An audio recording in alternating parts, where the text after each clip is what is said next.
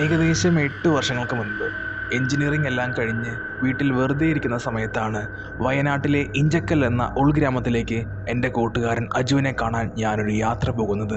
കാടും തേയിലത്തോട്ടവും നിറഞ്ഞ വളരെ മനോഹരമായ എന്നാൽ അല്പം വിജനമായൊരു പ്രദേശമായിരുന്നു അത്. അജുവിൻ്റെ വീടിന് തൊട്ടടുത്തൊന്നും മറ്റൊരു വീടും തന്നെ ഞാൻ കണ്ടില്ല. അന്ന് രാത്രി ഞങ്ങൾ ഒരുപാട് നേരം വർത്തമാനം പറഞ്ഞിരുന്നു. കിടക്കാൻ വളരെ വൈകി. ഏകദേശം പാതിരാത്രി 2 മണി സമയം. പുറത്ത് നല്ല മഴയും അടിച്ചു വീശുന്ന കാറ്റുമുണ്ടായിരുന്നു. പെട്ടെന്നാണ് മുറിയുടെ വാതിലിൽ ആരോ തട്ടുന്ന ശബ്ദം ഞാൻ കേട്ടത്. ടക് ടക് ടക് ടക് ടക് ടക്. ഈ സമയം ആര് വരാനാണ് എന്ന് കരുതി ഞാൻ അജുവിനെ തട്ടി വിളിച്ചു. അവൻ നല്ല ഉറക്കമാണ്.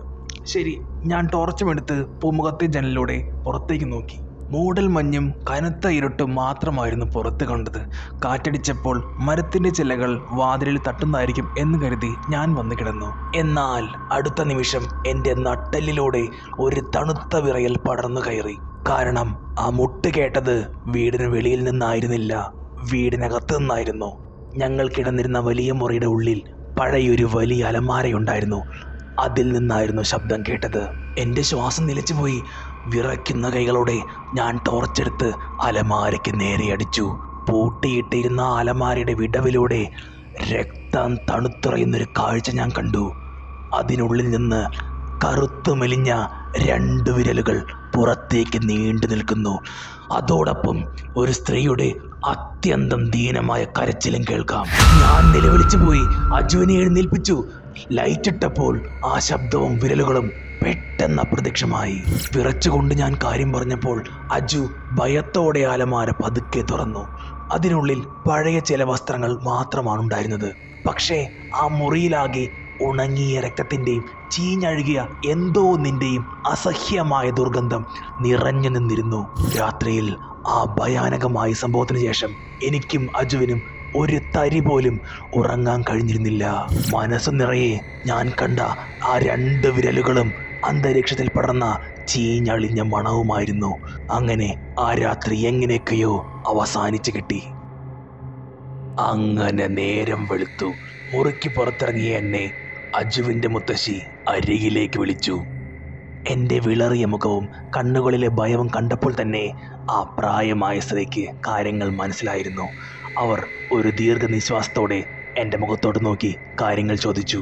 മോനെ, നീ ഇന്നലെ രാത്രി ഈ മുറിയിൽ വെച്ച് എന്തോ ഒന്ന് കണ്ടു അല്ലേ? അതെനിക്ക് മനസ്സിലായി. ഈ തറവാട്ടിൽ വന്ന് ആ മുറിയിൽ താമസിക്കുന്ന അപരിചിതരായ അതിഥികൾക്ക് മാത്രമാണ് ആ ശബ്ദം കേൾക്കാൻ കഴിയുക. ഇത് പറയുമ്പോൾ അവരുടെ ശബ്ദത്തിൽ അസാധാരണമായൊരു വിറയലുണ്ടായിരുന്നു. അവർ എൻ്റെ കൈ പിടിച്ച് 50 വർഷങ്ങൾക്ക് മുൻപുള്ള ഒരു സംഭവത്തിലേക്ക് നടന്നു. അന്ന് ഈ തറവാട്ടിൽ ലക്ഷ്മി എന്ന പേരുള്ള ഒരു പാവം പെൺകുട്ടി ഉണ്ടായിരുന്നു. എൻ്റെ ഭർത്താവിൻ്റെ ജ്യേഷ്ഠനായ മാധവൻ തമ്പുരാൻ്റെ കാര്യസ്ഥൻ്റെ മകൾ. നിഷ്കളങ്കിയായൊരു പെൺകുട്ടി. പക്ഷേ തറവാട്ടിലെ രഹസ്യാറയിലുണ്ടായിരുന്ന പുരാതനമായ ചില ആഭരണങ്ങൾ കാണാതെ പോയപ്പോൾ തമ്പുരാൻ സംശയിച്ചത് ആ പാവത്തിനെയായിരുന്നു. കോപത്താൽ അന്ധനായ തമ്പുരാൻ ലക്ഷ്മിയെ ക്രൂരമായി മർദ്ദിച്ചു. താൻ തെറ്റുകാരിയല്ലെന്ന് കരഞ്ഞു പറഞ്ഞിട്ടും അയാൾ കേട്ടില്ല. ഒടുവിൽ ബോധരഹിതയായ പെൺകുട്ടി മരിച്ചുവെന്ന് കരുതി ആരും കാണാതെ ആ വലിയ അലമാരയ്ക്കുള്ളിൽ പൂട്ടിയിട്ടു.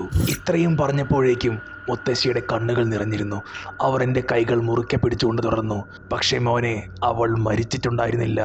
അർദ്ധരാത്രി ബോധം തെളിഞ്ഞപ്പോൾ ശ്വാസം കിട്ടാതെ കട്ട പിടിച്ച ഇരുട്ടിൽ ആ അലമാരയ്ക്കുള്ളിൽ കിടന്ന് അവൾ രക്ഷപ്പെടാൻ വേണ്ടി കിണഞ്ഞ് പരിശ്രമിച്ചു. തടി കൊണ്ടുള്ള അലമാരയുടെ വാതിൽ തൻ്റെ നഖങ്ങൾ കൊണ്ട് അവൾ ശക്തമായി മാന്തിപ്പറിച്ചു. ടക് ടക് എന്ന ശബ്ദം അലമാരയ്ക്കുള്ളിൽ നിന്ന് രാത്രി മുഴുവൻ കേട്ടുകൊണ്ടിരുന്നു. എന്നാൽ തമ്പുരാനുള്ള ഭയം കാരണം ആരും തന്നെ അലമാര തുറക്കാൻ തയ്യാറായില്ല. ഒടുവിൽ പിറ്റേന്ന് രാവിലെ അലമാര തുറക്കുമ്പോൾ രക്തത്തിൽ കുളിച്ച് നഖങ്ങളെല്ലാം മറ്റുപോയ നിലയിൽ അലമാരയ്ക്കുള്ളിൽ ശ്വാസം മുട്ടി മരിച്ചു കിടക്കുന്ന ലക്ഷ്മിയെയാണ് അവർ കണ്ടത്. പിന്നീടാണ് ആഭരണങ്ങൾ മോഷ്ടിച്ചത് തറവാട്ടിനുള്ളിലുള്ള മറ്റൊരാളാണെന്ന് മനസ്സിലായത്. പോലീസിനെ ഭയന്ന് രാത്രിയുടെ മറവിൽ തമ്പുരാനും കൂട്ടരും ചേർന്ന് ലക്ഷ്മിയുടെ മൃതദേഹം എസ്റ്റേറ്റിൻ്റെ അതിർത്തിക്ക് അപ്പുറത്തുള്ള കൊടും കാട്ടിൽ കൊണ്ടുപോയി ആരും കാണാതെ കുഴിച്ചു മൂടുകയായിരുന്നു. മുത്തശ്ശിയുടെ വാക്കുകൾ കേട്ട് എൻ്റെ നെഞ്ചൊന്ന് പിടഞ്ഞുപോയി. അവർ പതുക്കെ എൻ്റെ മുഖത്തേക്ക് നോക്കി അവസാനമായൊരു കാര്യം കൂടി പറഞ്ഞു. അന്ന് ആ അലമാരയ്ക്കുള്ളിൽ കിടന്ന് ശ്വാസം മുട്ടി മരിക്കുമ്പോൾ അവളുടെ മനസ്സിലുണ്ടായിരുന്ന ഭയവും വേദനയും ഒരു അദൃശ്യ ശക്തിയായി ആ അലമാരയ്ക്കുള്ളിൽ തന്നെ തങ്ങി നിൽക്കുകയാണ്. അതിനുള്ളിൽ നിന്ന് പുറത്തു കടക്കാൻ അവൾ ഇന്നും ആ വാതിലിൽ മുട്ടിക്കൊണ്ടിരിക്കുകയാണ്. അതുവരെ ഞാൻ അനുഭവിച്ച പേടി ഒരസഹ്യമായ വിറയലായി മാറി. കാരണം തലേന്ന് രാത്രി അലമാര തുറന്നപ്പോൾ അതിനകത്തെ കണ്ട ഉണങ്ങിയ രക്തക്കറയും മാന്തിയ പാടുകളും ഒരു മിന്നൽ പോലെ എൻ്റെ മനസ്സിലോട്ട് ഓടിയെത്തി. എന്നാൽ അതിനേക്കാൾ ഭയാനകമായ വസ്തുത, തലേന്ന് രാത്രി അലമാരയുടെ വിടവിലൂടെ പുറത്തേക്ക് നീണ്ടുവന്ന ആ വിരലുകളിൽ നഖങ്ങളുണ്ടായിരുന്നില്ല. അന്നുച്ചയോടെ ഞാൻ ആ വീട്ടിൽ നിന്നിറങ്ങി. പക്ഷേ ഇന്നും ചില രാത്രികളിൽ ഒറ്റയ്ക്കിരിക്കുമ്പോൾ ആരോ ഒരാൾ തടിയുടെ അലമാരയിൽ മാന്തുന്ന ഒച്ചകൾ ഞാൻ കേൾക്കാറുണ്ട്. നിങ്ങൾ വിശ്വസിച്ചാലും ഇല്ലെങ്കിലും ഈ കഥ നടന്നൊരു സംഭവമാണ്. ഇത് വിശ്വസിക്കുന്നതും വിശ്വസിക്കാതിരിക്കുന്നതും നിങ്ങളുടെ ഇഷ്ടം.